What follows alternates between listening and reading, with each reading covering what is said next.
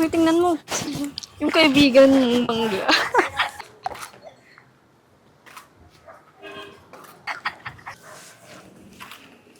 Ay, sorry.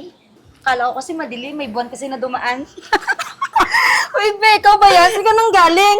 Ano nangyari sa mukha mo? Mukha pala yan, kala ko daan rough road kasi. Kaya ito yung rason kung bakit ayoko lumalabas ng bahay eh. Nahihiya na ako. Iniwan pa ako ng boyfriend ko. Dating kinis-kinis mo. Ngayon, iniwan ka ng boyfriend mo? Grabe naman yun. Kahit ako lalaki, iiwan ko yung ganyang pagmumukha. Dahil sa mukha, iniwan. Ito na yung resulta ng paggamit ko ng iba't ibang rejuvenating set. Rejuve daw. Tama nga yung decision ko na itigil na lang. Tsaka trust the process daw, pero